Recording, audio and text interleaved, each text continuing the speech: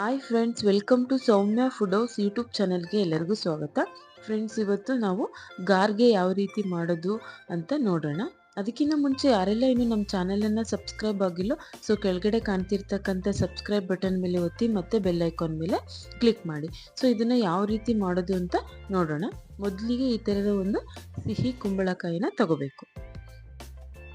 ಈ ಥರದ ಒಂದು ಸಿಹಿ ಕುಂಬಳಕಾಯಿನ ಒಂದು ಚಾಕು ಸಹಾಯದಿಂದ ಈ ಥರ ನೀಟಾಗಿ ಕಟ್ ಮಾಡ್ಕೋಬೇಕು. ಈ ಥರ ಮೊದಲಿಗೆ 2 ಭಾಗಗಳನ್ನಾಗಿ ಕಟ್ ಮಾಡಿಬಿಟ್ಟು ನೆಕ್ಸ್ಟು ಅದನ್ನ ಚಿಕ್ಕ ಚಿಕ್ಕ ಪೀಸ್ಗಳನ್ನಾಗಿ ನಾವು ಕಟ್ ಮಾಡ್ಕೋಬೇಕು.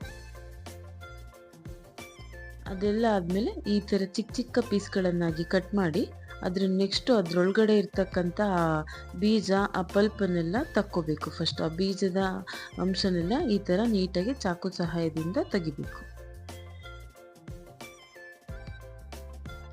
ಈ ಥರ ಎಲ್ಲ ನೀಟಾಗಿ ಅದ್ರ ಬೀಜನೆಲ್ಲ ತೆಗೆದ್ಮೇಲೆ ನೆಕ್ಸ್ಟು ಅದ್ರ ಮೇಲಿನ ಸಿಪ್ಪೆನೂ ಕೂಡ ನಾವು ನೀಟಾಗಿ ತೆಗಿಬೇಕು. ನೋಡಿ, ಈ ಥರ ನೀಟಾಗಿ ಅದ್ರ ಮೇಲೆ ಒಂದು ಲೇಯರ್ ಸಿಪ್ಪೆನ ನೀಟಾಗಿ ನಾವು ಈ ಥರ ತೆಗಿಬೇಕು. ಇದು ತುಂಬಾ ಗಟ್ಟಿಯಾಗಿರೋದ್ರಿಂದ ಕುಂಬಳಕಾಯಿ ನೀವು ಆದಷ್ಟು ಹುಷಾರಾಗಿ ಇದ್ರ ಮೇಗಳ ಸಿಪ್ಪೆನ ಈ ಥರ ನೀಟಾಗಿ ತೆಗಿಬೇಕು. ಅದನ್ನೆಲ್ಲ ನೀಟಾಗಿ ಸಿಪ್ಪೆನೆಲ್ಲ ತೆಗೆದ್ಮೇಲೆ ಅದನ್ನ ನೆಕ್ಸ್ಟ್ ನಾವು ಈ ಥರ ಒಂದು ದೊಡ್ಡ ಬೌಲಿಗೆ ನಾವೆಷ್ಟು ಕುಂಬಳಕಾಯಿನ ತಗೊಂಡಿದ್ದೀವೋ ಅಷ್ಟು ಕುಂಬಳಕಾಯಿನ ಚಿಕ್ಕ ಚಿಕ್ಕ ಪೀಸ್ಗಳನ್ನಾಗಿ ಮಾಡಿ ಸಿಪ್ಪೆಗಳನ್ನೆಲ್ಲ ತೆಗೆದು ಈ ಥರ ತಗೋಬೇಕು.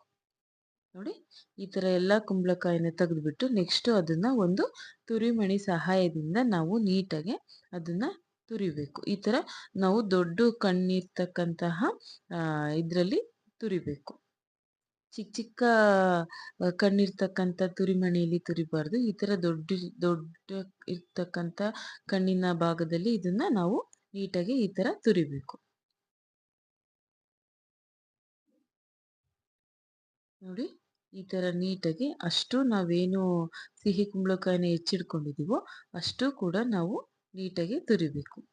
ಇದನ್ನ ಒಬ್ಬೊಬ್ರು ಒಂದೊಂದು ರೀತಿ ಮಾಡ್ತಾರೆ. ಸೊ ಇದು ತುಂಬಾ ಸುಲಭವಾಗಿ ಎಂತ ಮಾಡಕ್ ಬರಲ್ಲ ಅನ್ನೋರು ಕೂಡ ಈ ಥರ ಮೆಥಡಲ್ಲಿ ಮಾಡೋದ್ರಿಂದ ತುಂಬಾ ಈಸಿಯಾಗಿ ನಾವು ಮಾಡ್ಬೋದು. ಈ ಥರ ಎಲ್ಲ ಕುಂಬಳಕಾಯಿನ ನಾವು ತುರಿದಿಟ್ಕೋಬೇಕು. ನೆಕ್ಸ್ಟ್ ಗ್ಯಾಸ್ ಮೇಲೆ ಒಂದು ಬಾಣಲೆ ಇಟ್ಟು ಅದಕ್ಕೆ ಒಂದು 2 ಟೇಬಲ್ ಸ್ಪೂನ್ ಅಷ್ಟು ತುಪ್ಪನ ಹಾಕ್ಕೋಬೇಕು. ಆ ತುಪ್ಪ ಎಲ್ಲ ಚೆನ್ನಾಗಿ ಕಾದ್ಮೇಲೆ ನೆಕ್ಸ್ಟ್ ನಾವು ಅದಕ್ಕೆ ಅಳತೆ ಮಾಡಿ ನಾವು ಈ ಕುಂಬಳಕಾಯಿನ ತುರಿದಿರ್ತಕ್ಕಂಥ ಕುಂಬಳಕಾಯಿನ ಹಾಕ್ಕೋಬೇಕು. ನಾನಿಲ್ಲಿ 3 ಬೌಲಷ್ಟು ಸಿಹಿ ಕುಂಬಳಕಾಯಿನ ತುರಿದು ಹಾಕ್ಕೊತಾ ಇದ್ದೀನಿ. ನೋಡಿ, ಇಲ್ಲಿ 3 ಬೌಲಷ್ಟು ತುರಿದಿರ್ತಕ್ಕಂಥ ಸಿಹಿ ಕುಂಬಳಕಾಯಿನ ಹಾಕ್ಕೊಂಡು ಅದನ್ನ ಮೀಡಿಯಂ ಫ್ಲೇಮಲ್ಲಿ ನಾವು ಅದನ್ನ ಚೆನ್ನಾಗಿ ರೋಸ್ಟ್ ಮಾಡಬೇಕು. ನಾವು ಇದನ್ನ ಏನಕ್ಕೆ ಅಳತೆ ಮಾಡಬೇಕು ಅಂದರೆ, ನಿಮಗೆ ಬೆಲ್ಲ ಹಾಕೋದೆಷ್ಟು ಅಂತ ಅಳತೆ ಪ್ರಮಾಣ ಗೊತ್ತಾಗಲ್ಲ ಅನ್ನೋ ಕಾರಣಕ್ಕೆ ನಾನಿಲ್ಲಿ ಕುಂಬಳಕಾಯಿನ ಅಳತೆ ಮಾಡಿಬಿಟ್ಟು ಹಾಕ್ತಾ ಇದ್ದೀನಿ. ನಾವಿಲ್ಲಿ 3 ಬೌಲಷ್ಟು ಕುಂಬಳಕಾಯಿನ ಹಾಕಿದಾಗ ಅದ್ರ ಒಂದು ಭಾಗದಲ್ಲಿ ಅರ್ಧ ಭಾಗದಷ್ಟು ಬೆಲ್ಲ, ಅಂದ್ರೆ ಇಲ್ಲಿ ನಾನು 3 ಬೌಲಷ್ಟು ಕುಂಬಳಕಾಯಿ ಹಾಕಿರೋದ್ರಿಂದ ನೀವು 1.5 ಬೌಲಷ್ಟು ಬೆಲ್ಲ ಹಾಕಿದ್ರೆ ನಿಮಗೆ ಈ ಸ್ವೀಟ್ನೆಸ್ ಅದರಲ್ಲಿ ಸಿಹಿ ಕರೆಕ್ಟಾಗಿ ಆಗುತ್ತೆ. ನೋಡಿ, ಈ ಥರ ಆದಷ್ಟು ಲೋ ಫ್ಲೇಮಲ್ಲಿ ಅದ್ರ ಹಸಿ ವಾಸನೆ ಎಲ್ಲ ಹೋಗೋವರೆಗೂ ನಾವು ನೀಟಾಗಿ ಅದನ್ನ ಫ್ರೈ ಮಾಡ್ಕೋಬೇಕು. ಈ ಥರ ಎಲ್ಲ ಫ್ರೈ ಆಗಿ ಅದು ಒಂದು 1/4 ಭಾಗ ಬೇಯಬೇಕು. ಆ ಥರ ಎಲ್ಲ ಬೆಂದ್ಮೇಲೆ ನಾವಿವಾಗ ಇದಕ್ಕೆ ಬೆಲ್ಲನ ಹಾಕಬೇಕು. ನೋಡಿ, ಇಲ್ಲಿ ನಾನು ಚಿಕ್ಕದಾಗಿ ಜಜ್ಜಿರ್ತಕ್ಕಂತಹ ಬೆಲ್ಲನ 1.5 ಬೌಲಷ್ಟು ಹಾಕ್ಕೊಂಡಿದ್ದೀನಿ. ನಾನಿಲ್ಲಿ 3 ಬೌಲಷ್ಟು ತುರಿದಿರ್ತಕ್ಕಂಥ ಸಿಹಿ ಕುಂಬಳಕಾಯಿನ ಹಾಕ್ಕೊಂಡಿದ್ದೆ. ಅದೇ ಅಳತೆ ಪ್ರಮಾಣದಲ್ಲಿ 1.5 ಬೌಲಷ್ಟು ನಾವು ಇಲ್ಲಿ ಬೆಲ್ಲನ ಹಾಕ್ಕೊಂಡು ನೀಟಾಗಿ ಅದನ್ನ ಈ ಥರ ಮಿಕ್ಸ್ ಮಾಡಬೇಕು. ಆ ಬೆಲ್ಲ ಎಲ್ಲ ನೀಟಾಗಿ ಕರಗಿ ಅದು ಸಿಹಿ ಕುಂಬಳಕಾಯಿಗೆ ಅದು ಕೋಟೆಡ್ ಆಗೋ ರೀತಿ ಬೆಂದಿರಬೇಕು. ಅದಾದ್ಮೇಲೆ ಏಲಕ್ಕಿ ಪುಡಿ ಯಾವ ರೀತಿ ಮಾಡೋದು ಅಂತ ನೋಡೋಣ. ಇದರಲ್ಲಿ ಒಂದು 15 ಏಲಕ್ಕಿ, ಒಂದು ಅರ್ಧ ಜಾಕಾಯಿನ ಹಾಕ್ಕೊಂಡ್ಬಿಟ್ಟು ಒಂದು 2 ಟೇಬಲ್ ಸ್ಪೂನ್ ಅಷ್ಟು ಸಕ್ಕರೆನ ಹಾಕ್ಕೋಬೇಕು. ಸಕ್ಕರೆ ಹಾಕ್ಕೊಳ್ಳೋದ್ರಿಂದ ಏಲಕ್ಕಿ ತುಂಬಾ ನುಣ್ಣಗೆ ಅದು ಪೌಡರು ಆಗುತ್ತೆ. ಸೊ ಹಾಕ್ಬಿಟ್ಟು ಅದನ್ನ ಪೌಡರ್ ಮಾಡಿ ಇಟ್ಕೋಬೇಕು. ಈ ಕಡೆ ಇಲ್ಲಿ ಬೇಯ್ತಾ ಇರ್ತಕ್ಕಂತಹ ಸಿಹಿ ಕುಂಬಳಕಾಯಿ ಮಿಶ್ರಣನ ನೀಟಾಗಿ ನಾವು ಬೇಯಿಸ್ಬೇಕು. ನೋಡಿ ಇದು ಯಾವ ರೀತಿ ಒಳ್ಳೆ ಪಾಯಸದ ರೀತಿ ನೀರ್ ತರ ಆಗಿದೆ, ಬೆಲ್ಲ ಎಲ್ಲ ಕರಗಿ.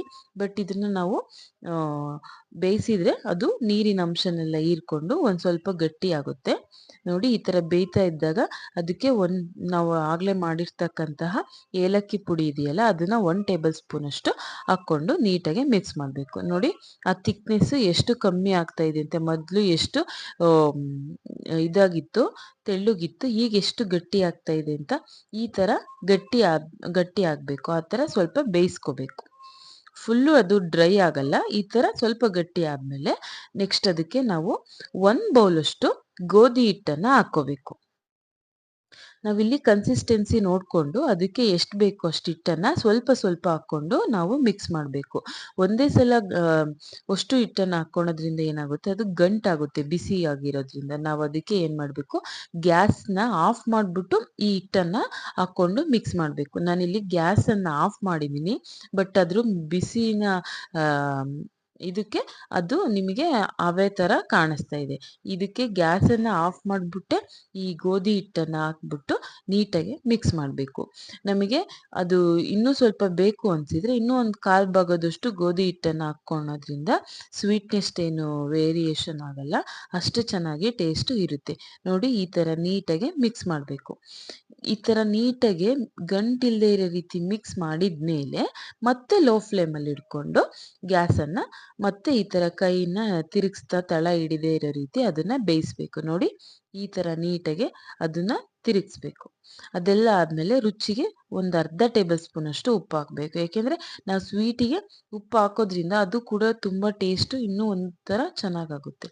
ನೋಡಿ ಈ ತರ ಒಂದ್ 2 ನಿಮಿಷಗಳ ಕಾಲ ಅದನ್ನ ಬೇಯಿಸಿದ್ಮೇಲೆ ಅದಕ್ಕೆ 1 ಟೇಬಲ್ ಸ್ಪೂನ್ ಅಷ್ಟು ತುಪ್ಪ ಹಾಕ್ಬಿಟ್ಟು ಮತ್ತೆ ಅದನ್ನ ನೀಟಾಗಿ ಮಿಕ್ಸ್ ಮಾಡಬೇಕು. ಈ ತರ ನಾವು ಲೋ ಫ್ಲೇಮಲ್ಲೇ ಅದನ್ನ ಮಿಕ್ಸ್ ಮಾಡಬೇಕು. ಹೈ ಫ್ಲೇಮಲ್ಲಿ ಇಟ್ಟಾಗ ಇವಾಗ ಏನಾಗುತ್ತೆ ಅಂದ್ರೆ ಅದು ತಳ ಹಿಡಿದು ಸಿಯುತ್ತೆ. ಅದಕ್ಕೆ ಈ ತರ ಲೋ ಫ್ಲೇಮಲ್ಲೇ ಆದಷ್ಟು ನಿಧಾನಕ್ಕೆ ಇದನ್ನ ನೀಟಾಗಿ ಮಿಕ್ಸ್ ಮಾಡಿದಾಗ ಈ ತರ ಗಟ್ಟಿ ಆಗುತ್ತೆ. ಈ ತರ ಗಟ್ಟಿ ಆದ್ಮೇಲೆ ಅದನ್ನ ಒಂದ್ 2 ನಿಮಿಷಗಳ ಕಾಲ ಬಿಟ್ಟು ನೆಕ್ಸ್ಟ್ ಒಂದ್ ದೊಡ್ಡ ಹರವಾಣ ತಗೊಂಡು ಅದಕ್ಕೆ 1 ಟೇಬಲ್ ಸ್ಪೂನ್ ಅಷ್ಟು ತುಪ್ಪನ ಹಿಂಗ್ ಸವರಿ ಕೆಳಕ್ಕೆ ತಳ ಹಿಡಿದೇ ಇರೋ ರೀತಿ. ಅದಾದ್ಮೇಲೆ ನೆಕ್ಸ್ಟ್ ನಾವು ಇಲ್ಲಿ ಮಾಡಿರ್ತಕ್ಕಂತಹ ಕುಂಬಳಕಾಯಿ ಮಿಶ್ರಣವನ್ನ ಈ ಪ್ಲೇಟ್ಗೆ ಹಾಕೋಬೇಕು. ಇದಕ್ಕೆ ಹಾಕೊಂಡ್ಬಿಟ್ಟು ಅದನ್ನ ಒಂದ್ 2 ನಿಮಿಷಗಳ ಕಾಲ ಬಿಡ್ಬೇಕು. ಅದು ತಣ್ಣಗಾಗುವಷ್ಟೊತ್ತಿಗೆ ಈ ಕಡೆ ನಾವು ಗ್ಯಾಸ್ ಮೇಲೆ ಒಂದು ಬಾಣಲೆ ಇಟ್ಟು ಅದಕ್ಕೆ ಒಂದು 1/4 ಲೀಟರ್ ಅಷ್ಟು ಎಣ್ಣೆ, ಅಂದ್ರೆ ನಿಮಗೆ ಕನ್ಸಿಸ್ಟೆನ್ಸಿ ಕರಿಯಕ್ಕೆ ಎಷ್ಟು ಬೇಕು ಅನ್ಸುತ್ತೋ ಅಷ್ಟು ಎಣ್ಣೆನ ಹಾಕೊಂಡ್ರು ನಡೆಯುತ್ತೆ. ನಾನಿಲ್ಲಿ 1/4 ಲೀಟರ್ ಅಷ್ಟು ಎಣ್ಣೆನ ಹಾಕೊಂಡಿದ್ದೀನಿ. ಆ ಎಣ್ಣೆನ ಹಾಕ್ಬಿಟ್ಟು ಅದನ್ನ ಚೆನ್ನಾಗಿ ಕಾಯೋಕೆ ಇಡಬೇಕು. ಆಮೇಲೆ ಈ ಕಡೆ ಬಂದ್ಬಿಟ್ಟು ನಾವು ಸ್ವಲ್ಪ ತುಪ್ಪನ ಕೈಯ ಮಧ್ಯಭಾಗಕ್ಕೆ ಹಚ್ಕೊಂಡು ಈ ತರ ಸ್ಪೂನಿನ ಸಹಾಯದಿಂದ ಅದಕ್ಕೆ ಒಂದು ಸ್ವಲ್ಪ ಸ್ವಲ್ಪ ಹಿಟ್ಟನ್ನ ತಗೊಂಡು ರೌಂಡ್ ಶೇಪನ್ನಾಗಿ ಮಾಡಿ ಬಿಲ್ಲೆಗಳನ್ನಾಗಿ ಮಾಡಿಟ್ಕೋಬೇಕು. ನೀವು ತುಪ್ಪ ಜಾಸ್ತಿ ಯೂಸ್ ಮಾಡಕ್ ಸರಿ ಅನ್ಸಲ್ಲ ಅಥವಾ ಎಣ್ಣೆನೂ ಯೂಸ್ ಆಗಲ್ಲ, ಇಷ್ಟ ಇಲ್ಲ ಅನ್ನೋರು ನೀವು ಇದ್ರ ಬದಲಿ ಗೋಧಿ ಹಿಟ್ಟನ್ನೇ ಸಹಿತ ಹಾಕೊಂಡ್ಬಿಟ್ಟು ಈ ತರ ನೀಟಾಗಿ ಬಿಲ್ಲೆಗಳನ್ನಾಗಿ ಮಾಡ್ಕೋಬೇಕು. ನೀವು ಗೋಧಿ ಹಿಟ್ಟನ್ನ ಹಾಕೊಂಡ್ರು ಕೂಡ ಅದೇನೂ ಆಗಲ್ಲ. ಬಟ್ ಎಣ್ಣೆಗೆ ಆ ಗೋಧಿ ಹಿಟ್ಟು ಎಲ್ಲ ಬಿಟ್ಕೊಂಡಾಗ ಏನಾಗುತ್ತೆ, ಅದು ಸ್ವಲ್ಪ ಎಣ್ಣೆ ಕಪ್ಪಾಗುತ್ತೆ ಅನ್ಸುತ್ತೆ. ಅದಕ್ಕೆ ಏನ್ ಮಾಡ್ಬೇಕು, ಈ ತರ ತುಪ್ಪದಲ್ಲಿ ಅಥವಾ ಎಣ್ಣೆಯಲ್ಲಿ ಈ ತರ ನೀಟಾಗಿ ಬಿಲ್ಲೆಗಳನ್ನಾಗಿ ಮಾಡಿ ನಾವು ಫಸ್ಟ್ ತೆಗ್ದಿಟ್ಕೋಬೇಕು. ಈ ತರ ಮಾಡ್ಬೇಕಾದ್ರೆ ಅದು ಗಟ್ಟಿ ಅನ್ಸಿದ್ರೆ ಬೇಕಾದ್ರೆ ಗೋಧಿ ಹಿಟ್ಟನ್ನ ಹಾಕೊಂಡು ಇನ್ನೊಂದ್ ಸ್ವಲ್ಪ ನಾವು ನಾದ್ಕೋಬಹುದು. ಅದಾದ್ಮೇಲೆ ಇಲ್ಲಿ ಕಾದಿರ್ತಕ್ಕಂಥ ಎಣ್ಣೆಗೆ ನಾವು ಮಾಡಿರ್ತಕ್ಕಂತಹ ಗಾರ್ಗೆಗಳನ್ನ ಹಾಕ್ಬೇಕು. ನೋಡಿ ಈ ತರ ಗಾರ್ಗೆ ಬಿಲ್ಲೆಗಳನ್ನ ಹಾಕ್ಬಿಟ್ಟು ನೀಟಾಗಿ ನಾವು ಅದನ್ನ ಫಸ್ಟಿಗೆ ಹೈ ಫ್ಲೇಮಲ್ಲೇ ಇಟ್ಕೊಂಡು ಗಾರ್ಗೆಗಳನ್ನ ಹಾಕ್ಬೇಕು. ಅದೆಲ್ಲ ತಳ ಬಿಟ್ಟ ಮೇಲೆ ನಾವು ಇದನ್ನ ಮೀಡಿಯಂ ಫ್ಲೇಮ್ ಅಲ್ಲಿ ಮಾಡ್ಕೊಂಡ್ಬಿಟ್ಟು ಅದನ್ನ ನಾವು ಚೆನ್ನಾಗಿ ಗೋಲ್ಡನ್ ಬ್ರೌನ್ ಕಲರ್ ಆಗೋ ರೀತಿ ಅದನ್ನ ನಾವು ಫ್ರೈ ಮಾಡಬೇಕು. ನೋಡಿ ಈ ತರ ಆದಷ್ಟು ಮೀಡಿಯಂ ಫ್ಲೇಮಲ್ಲೇ ಇಟ್ಕೊಂಡು ತಳ ಹಿಡದೇ ಇರೋ ರೀತಿ ಇದನ್ನ ಎರಡೂ ಕಡೆನೂ ನೀಟಾಗಿ ನಾವು ಫ್ರೈ ಮಾಡ್ಕೋಬೇಕು.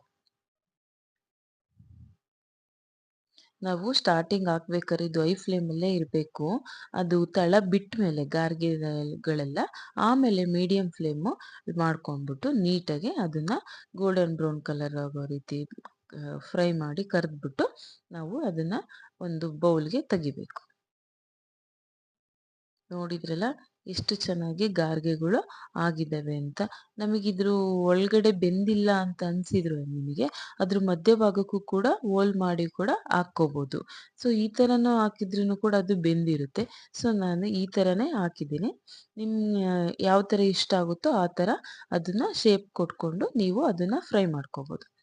ನೋಡಿ ನಾವು ಏನು ಹಿಟ್ಟನ್ನು ನಾನು ಮಾಡ್ಕೊಂಡಿದ್ವೋ ಅಷ್ಟು ಹಿಟ್ಟನ್ನು ನೀಟಾಗಿ ಫ್ರೈ ಮಾಡಿ ತೆಗೆದ್ರೆ ಬಿಸಿ ಬಿಸಿಯಾದಂತಹ ಗಾರ್ಗೆ ರೆಡಿ ಆಗುತ್ತೆ.